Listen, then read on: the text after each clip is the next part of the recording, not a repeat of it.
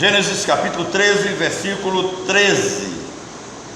Diz-nos assim as Sagradas Letras: Ora, os homens de Sodoma eram maus e grandes pecadores contra o Senhor. Que Deus nos abençoe. Quero pensar com os irmãos hoje sobre qual o real pecado de Sodoma e de Gomorra, e toda aquela região. Todos nós conhecemos, o triste fim de Sodoma e Gomorra. Não é novidade para nenhum crente que essas cidades foram, além de bem conhecidas, dentro das Escrituras, elas foram destruídas. Após o rompimento dos laços com Abraão, Ló escolheu Sodoma para viver. Ou seja, eles haviam saído de Ur dos Caldeus juntos, peregrinaram em determinado momento juntos, e aí, segundo a história paralela, os pastores de Ló começaram a meter a mão no rebanho dos inimigos, e os pastores de Abraão reclamaram, e aí começou a haver contenda entre esses pastores. E aí o Ló chega com o Abraão e diz assim: tio, o senhor é muito justo para que eu possa continuar vivendo com o senhor. E Abraão disse: então, já que não dá para convivermos mais, então escolha para onde você deve ir. E aí nós sabemos que Ló foi parar em Sodoma, uma cidade rica situada no vale de Sidim. Esse vale, além de Sodoma e Gomorra, tinham também as cidades de Adamá, Zeboim e Zoar. Formavam um grupo denominado de as cidades da planície. Eram cidades ricas, uma região rica e fértil. Seus moradores eram ricos, com alto padrão e qualidade de vida, uma vida invejável para a época. Foram essas qualidades que atraíram Ló e a sua família. Eles olharam o alto padrão e decidiram morar em Sodoma. Gênesis 13:10 diz que Ló levantou os olhos e viu, ou seja, ele foi seduzido e escolheu de acordo com aquilo que viu.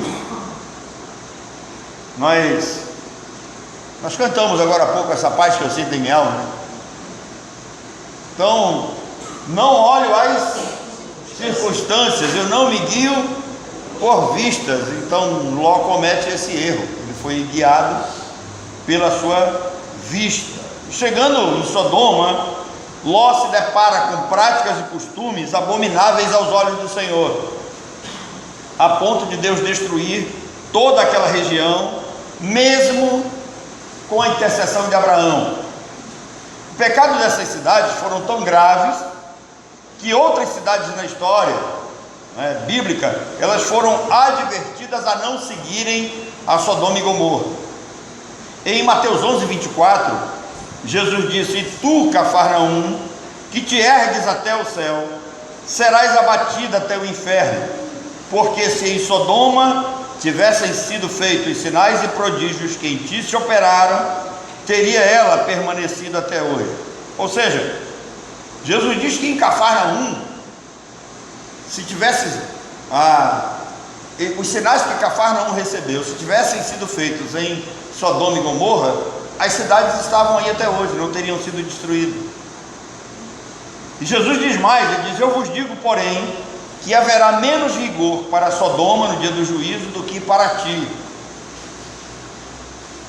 Partindo dessas palavras de Jesus, criou-se um preconceito terrível contra as cidades de Sodoma e Gomorra.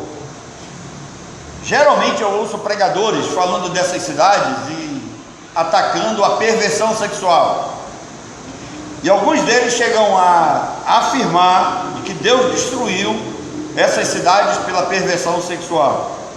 Mas a ideia, ela faz sentido quando nós traduzimos do hebraico para a língua grega.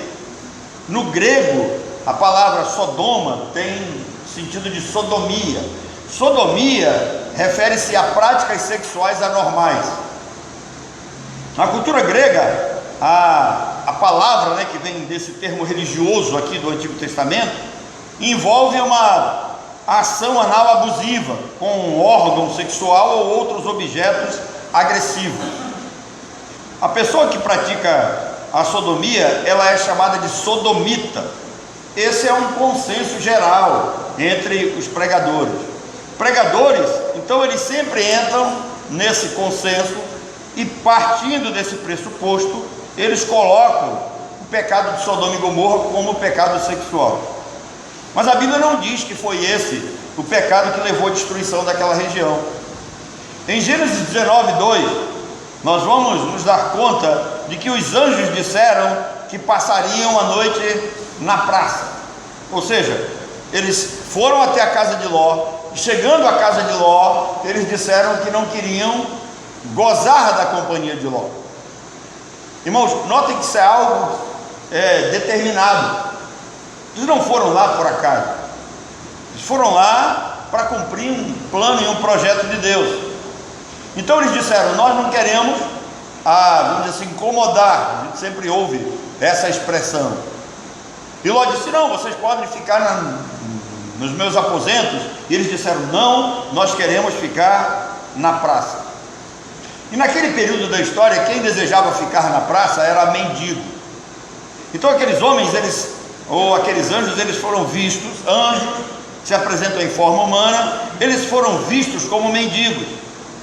Em seguida, o estrangeiro Ló, notem que Ló também era estrangeiro, ele foi morar lá, ele convida os anjos a pernoitarem em sua casa.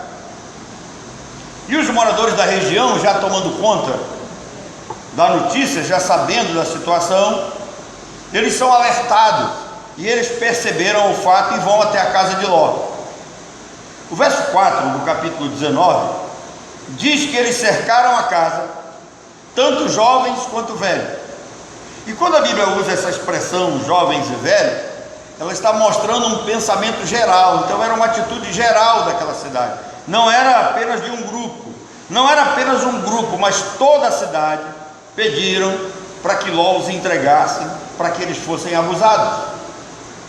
O sentido aqui é de um estupro coletivo praticado por moradores daquela região. Então eles entenderam que havia 2 forasteiros na casa de Ló. Esses forasteiros externaram para toda aquela região que eles queriam ficar na praça. Quem fica na praça então é visto como mendigo, e eles se dirigiram até a casa de Ló. Ló os defende como um guardião hospedeiro. O que é o guardião hospedeiro? Na cultura judaica, o guardião hospedeiro é aquele que tem a responsabilidade de proteger as pessoas que estavam debaixo do seu teto. E o caso é tão sério porque Ló poderia pagar com a própria vida. Então ele, para tentar tirar a ideia da mente daqueles homens, oferece suas filhas. E aí Ló diz que suas filhas eram virgens. Guarde essa expressão, elas eram virgens.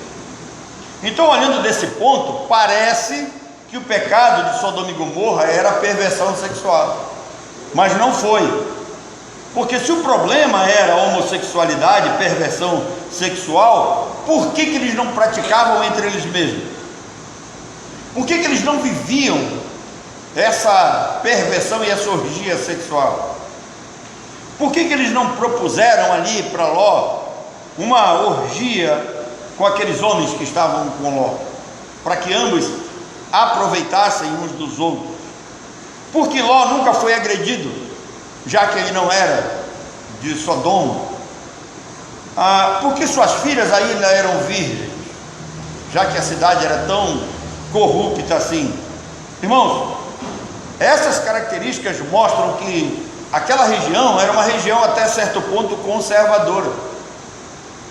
Eles não eram tão pervertidos assim, como muitos falam. Essas cidades, elas praticamente levavam uma vida normal. E a resposta é clara: o pecado que levou Deus a destruir aquela região não foi a perversão sexual. Se não foi, então qual era o pecado daquela região?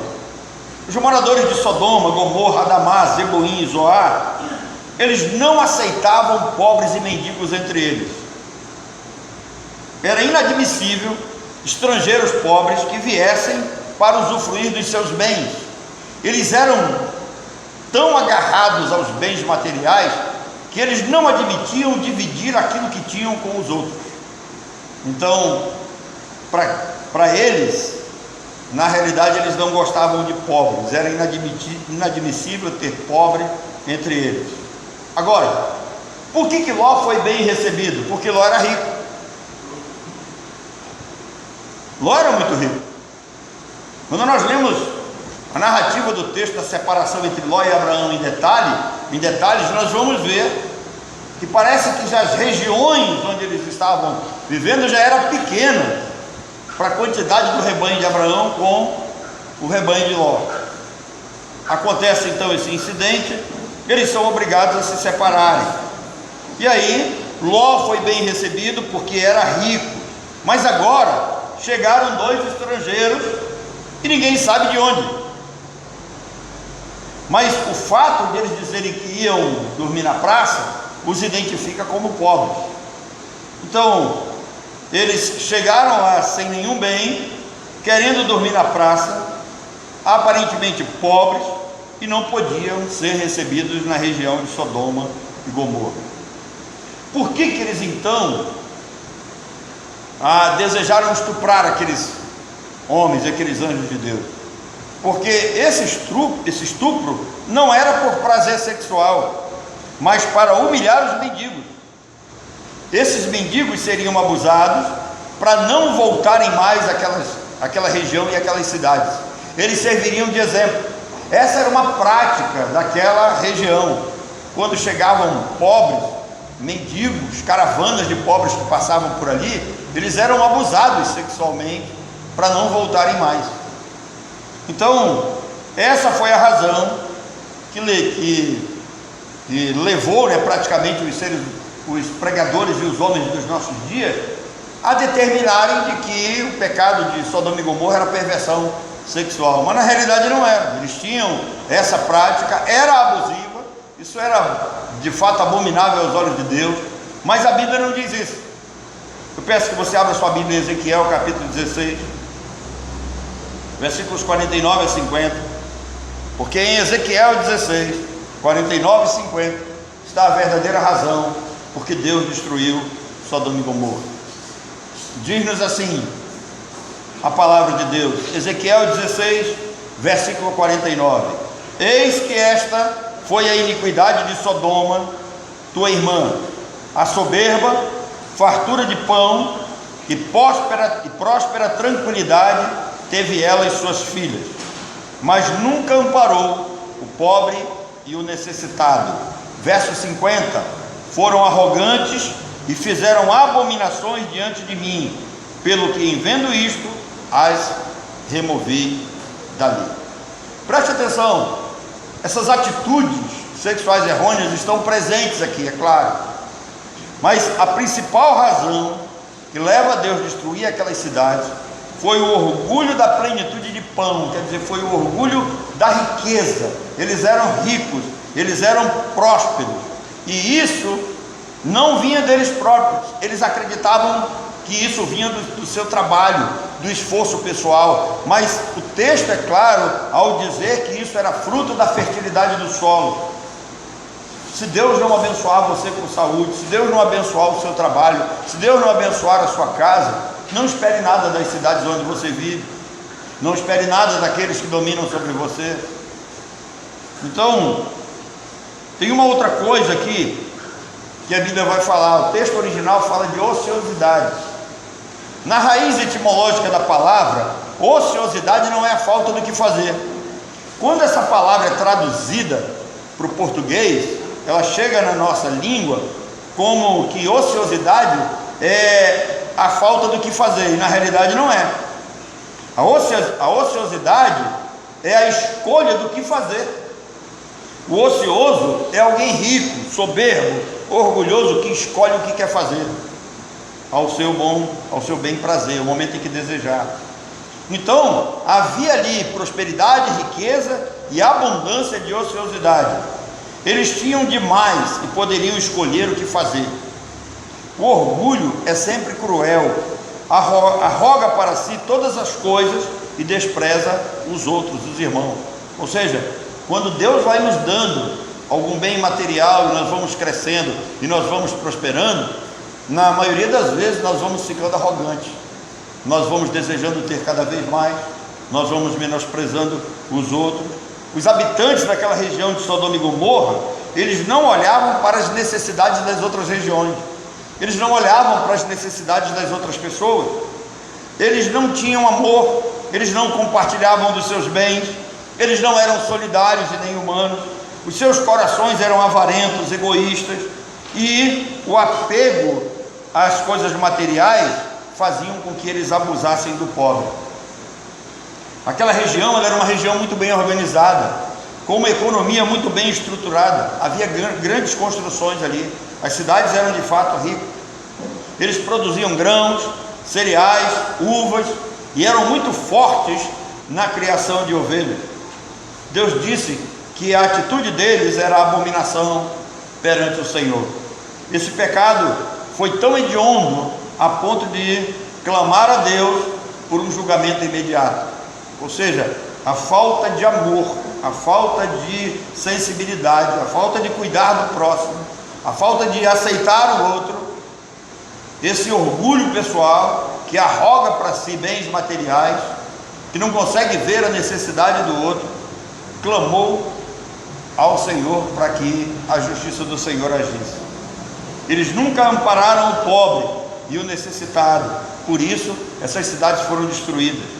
Uma lição para nós como igreja, quero chamar a sua atenção e dizer que Deus, rogar a Deus que Deus nos livre de um coração orgulhoso, de rejeitar o nosso irmão mais pobre, de fechar o nosso coração para quem deseja o nosso carinho, o nosso amor, a nossa amizade.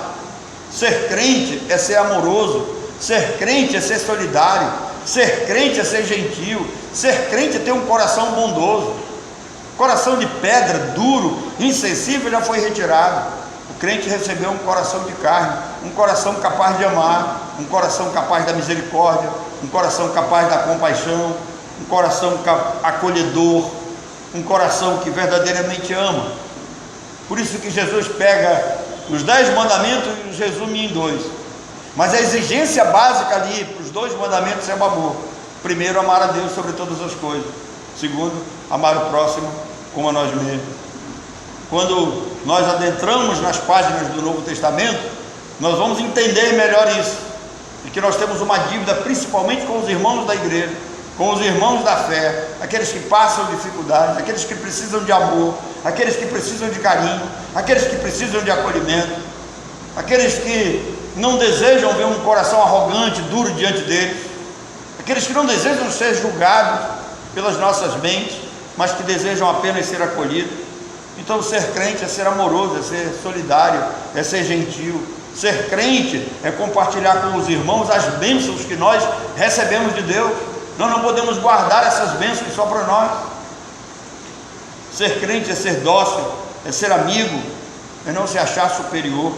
Ser crente é ser membro de um corpo, o corpo de Cristo que está a serviço do outro. Essa é a grande lição que Deus tem para nós ao destruir as cidades. Às vezes nós olhamos apenas por um lado e por falta de conhecimento nós não conseguimos chegar na verdadeira lição, no verdadeiro ensino que Deus tem para nós. Quanto tempo é possível que alguém tenha se perdido nesse texto, olhando simplesmente a perversão sexual e não conseguiu identificar que o que verdadeiramente Deus queria mostrar para aquela região é que ela era próspera por causa da bênção de Deus.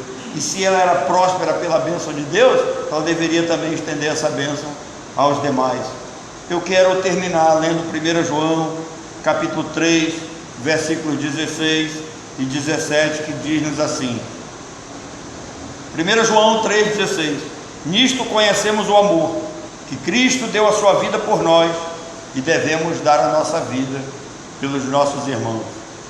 Talvez esse pensamento esteja fazendo falta no meio da igreja dos nossos dias, quando a teologia do momento é a teologia da prosperidade, quando os homens procuram angariar recursos, ter cada dia mais bens, trabalharem de sol a sol, sem descanso, buscando riqueza, buscando prosperidade, e eles se esqueceram de abrir o coração para o próximo. E aí está a lição de Deus para nós. Nisto conhecemos o amor que recebemos de Deus, porque o amor genuíno faz com que Cristo vá até a cruz e se entregue em nosso lugar. Mas Cristo deu a sua vida por nós e nós devemos dar a nossa vida pelos irmãos. Verso 17: ora, aquele que possuir os recursos desse mundo e vir o seu irmão padecer necessidade e fechar-lhe o seu coração, como pode permanecer nele o amor de Deus? Deus nos abençoe, irmão. Deus nos ensine a cada dia a sermos mais amorosos, mais sensíveis, termos os olhos mais voltados para aqueles que estão à nossa volta. Não venhamos nunca a cair nesse pecado de Sodoma e Gomorra, do orgulho que fecha os olhos, do orgulho que fecha o coração, do orgulho que menospreza, do orgulho que deixa o irmão passar fome.